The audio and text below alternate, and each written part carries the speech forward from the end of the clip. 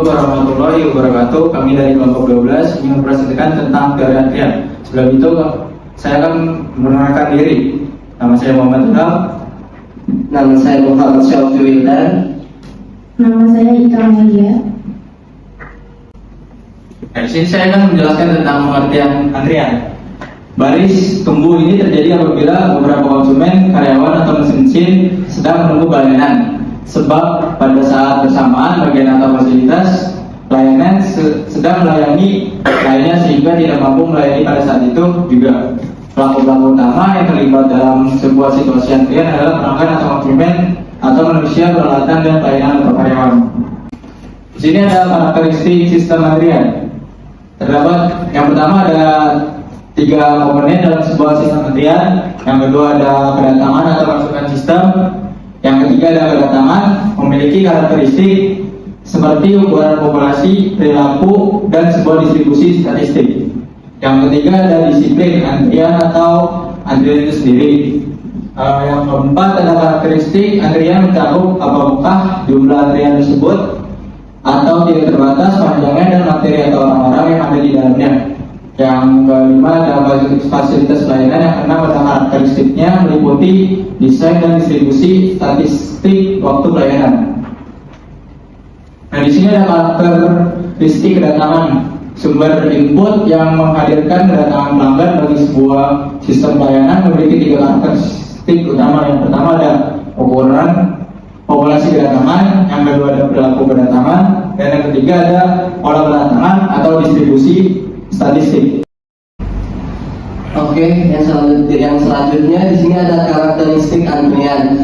Garis antrian itu sendiri adalah komponen yang kedua pada sebuah sistem antrian. Sebagai contoh, sebuah tempat pangkas rambut kecil hanya akan memiliki jumlah kursi tunggu yang terbatas. Model antrian diberlakukan dalam modul ini dengan asumsi panjang antrian yang tidak terbatas. Di sini juga ada mengukur kinerja antrian. Yang pertama yaitu waktu rata-rata yang dihabiskan oleh pelanggan dalam antrian. Selanjutnya ada panjang antrian rata-rata, ada waktu rata-rata yang dihabiskan oleh pelanggan dalam sistem atau waktu tunggu ditambah waktu pelayanan. Selanjutnya ada jumlah pelanggan rata-rata dalam sistem. Yang selanjutnya ada probabilitas fasilitas pelayanan akan kosong. Yang selanjutnya ada faktor utilisasi sistem. Yang selanjutnya ada probabilitas sejumlah pelanggan berada dalam sistem. Selanjutnya di sini ada biaya antrian. Para manajer menginginkan antrian yang cukup pendek sehingga pelanggan tidak akan merasa kesal dan kemudian meninggalkan antrian tanpa membeli ataupun membeli tetapi tidak pernah kembali lagi. Satu cara untuk mengevaluasi sebuah fasilitas pelayanan adalah dengan melihat biaya total yang diharapkan. Total biaya merupakan penjumlahan biaya pelayanan yang diharapkan ditambah dengan biaya menunggu yang diharapkan. Pelayanan dapat menukar kapasitas personil dan mesin yang tersedia. Sebagai contoh, di toko eceran, para manajer dan pegawai gudang dapat membuka kasir tambahan.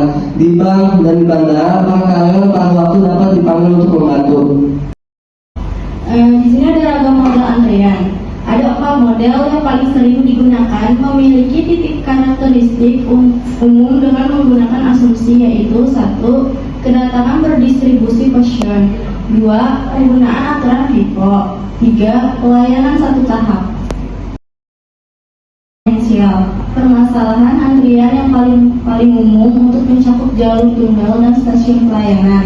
Ada 4 sistem yang berada pada kondisi jalur tunggal tersebut yaitu 1. Kedatangan dilayani atas dasar FIFO, 2. Kedatangan tidak terikat pada kedatangan sebelumnya, 3. Kedatangan digambarkan dengan distribusi probabilitas quotient dan datang dari sebuah populasi yang tidak terbatas.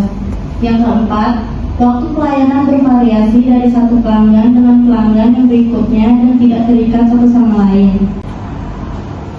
Model B, antrian jalur berganda. Sistem antrian jalur berganda terdapat 2 atau lebih jalur atau stasiun pelayanan yang tersedia untuk pelayanan yang datang. Sistem jalur berganda menginstruksikan pola kedatangan mengikuti distribusi quotient dan waktu pelayanan. Pelayanan dilakukan secara first come, first served, dan semua stasiun pelayanan memiliki tingkat pelayanan yang sama. Di sini ada model C, waktu pelayanan konstan. Sistem pelayanan memiliki waktu pelayanan yang tetap. dan bukan berdistribusi eksponensial seperti biasanya. Pada kasus dari pencucian mobil otomatis atau wahana di taman hiburan, waktu pelayanan tersebut terjadi pada umumnya konstan.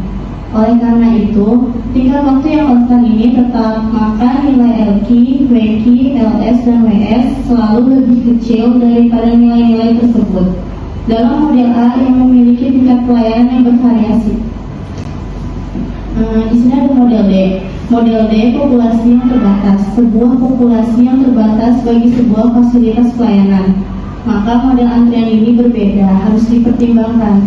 Contoh model ini akan digunakan untuk pekerja perbaikan peralatan dalam sebuah pabrik yang memiliki 5 mesin. Untuk memelihara sebuah armada terdiri dari 10 pesawat terbang, atau untuk menjalankan sebuah rumah sakit yang memiliki 20 tempat tidur. Model populasi terbatas ini memungkinkan dipertimbangkan sejumlah berapapun orang yang melakukan reparasi atau pelayanan. Sekian dari kelompok kami. Ada yang ingin bertanya? Assalamualaikum warahmatullahi wabarakatuh. Perkenalkan, nama saya Farid dari kelompok 10. Saya ingin bertanya, mengapa di dalam bisnis, khususnya dalam operasional, perlu mengatur antrian dengan metode sistem antrian yang sebelumnya sudah dijelaskan oleh kelompok Anda, khususnya pada bagian pelayanan? Terima kasih. Saya akan menjawab pertanyaan dari Farid kelompok 10. Mengapa di dalam bisnis, khususnya dalam operasional, perlu mengatur antrian dengan metode sistem antrian, khususnya pada bagian pelanggan? Sistem antrian pada bagian pelanggan dapat membantu perusahaan dalam mengelola antrian pelanggan secara efisien. Hal ini penting untuk mempertahankan pelanggan, meningkatkan kepuasan pelanggan, dan meminimalkan biaya operasional. Antrian dapat terjadi karena adanya ketidakseimbangan antara kedatangan pelanggan dan kapasitas pelayanan, sehingga penggunaan sistem antrian dapat membantu menyimbangkan kedua hal tersebut. Gimana, Farid?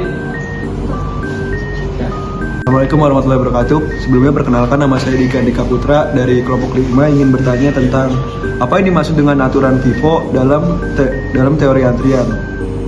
Saya akan menjawab pertanyaan dari Diki kelompok 5, apa yang dimaksud dengan aturan FIFO dalam teori antrian. Aturan FIFO atau first in first out dalam teori antrian adalah aturan di mana pelanggan yang datang lebih dulu akan dilayani lebih dulu pula. Contohnya adalah saat membeli tiket bioskop.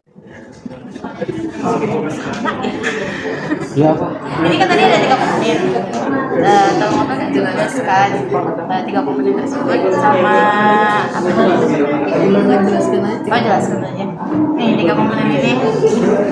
Apa?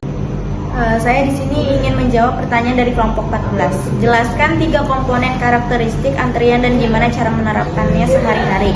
Yang pertama itu ada 3 komponen karakteristik, 1 pola kedatangan, 2 pola pelayanan, dan ketiga 3 kapasitas sistem. Cara menerapkan sehari-hari ialah antri di bank dan antri cuci mobil. Apakah bisa diterima? Bagaimana cara mengoptimalkan sistem antrian untuk mengurangi waktu pelanggan? Saya ingin menjawab pertanyaan dari kelompok 8, bagaimana cara mengoptimalkan sistem antrian untuk mengurangi waktu tunggu pelanggan. Yaitu yang pertama mungkin dengan tidak menunda waktu pelayanan, yang kedua itu mengenalkan sistem mengantri online, yang ketiga yaitu efektifkan waktu tunggu konsumen, selanjutnya yaitu dinamis mengatur layanan. Bagaimana Anda dapat mengoptimalkan waktu tunggu pelanggan dalam sistem antrian dengan mengatur jumlah server atau kapasitas antrian? Saya di sini juga akan menjawab pertanyaan dari kelompok 6. Bagaimana Anda dapat mengoptimalkan mengatur jumlah server atau kapasitas antrian? Yaitu yang pertama mungkin dengan mengatur pola kedatangan, pola pelayanan, kapasitas sistem, jumlah channel pelayanan, tingkat pelayanan, dan disiplin pelayanan. Kenapa nama saya Fitri Tadi dari kelompok 9 ingin bertanya, pertanyaannya apa risiko yang dapat terjadi dalam sistem antrian dan bagaimana mengelolanya? Saya ingin menjawab dari kelompok 5. Dari PPT kalian yang karakteristik sistem antrian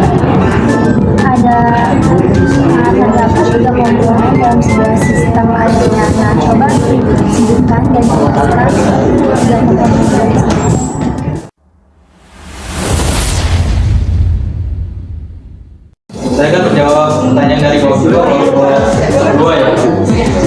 bagaimana sih penanganan orang yang merobot antrian atau UMKM yang melakukan first come sama first service ya. Nah di sini kita yang pertama ada penegakan antrian yang adil, yang kedua ada pengawasan yang aktif, pemberian peringatan, yang keempat ada penerapan konsekuensi, dan yang terakhir ada berpikirnya tentang revolusi bisnis. Oke, saya di sini akan menjawab pertanyaan dari kelompok 5. Kelompok 5 mana? Tadi pertanyaannya disuruh jelaskan 3 komponen yang harus dijelaskan. Jawabannya yaitu yang pertama pengertian sistem pelayanan, yaitu sistem pelayanan adalah prosedur atau tata cara untuk memberikan pelayanan kepada pelanggan yang melibatkan seluruh fasilitas fisik yang dimiliki dan SDM yang ada. Yang kedua, disiplin antrian adalah aturan di mana pelanggan dilayani atau disiplin layanan yang berisi urutan di mana pelanggan menerima layanan. Yang ketiga, waktu antar kedatangan adalah waktu antara dua kedatangan yang berurutan pada suatu fasilitas layanan. Tanya dari kelompok 9. Mas nomor 9. Pertanyaannya kan tadi apa risiko dalam sistem antrian dan bagaimana mengelolanya? Jawabannya adalah risiko antrian timbul disebabkan oleh keputusan layanan memenuhi kemampuan kapasitas pelayanan atau fasilitas pelayanan, sehingga penggunaan fasilitas tersebut tidak segera mendapat pelayanan sesuai dengan layanan. Dan cara mengelolanya itu yaitu 1. Percepat waktu respon, 2. Prioritaskan permintaan pelanggan. Kalau bisa dipilih, terima kasih.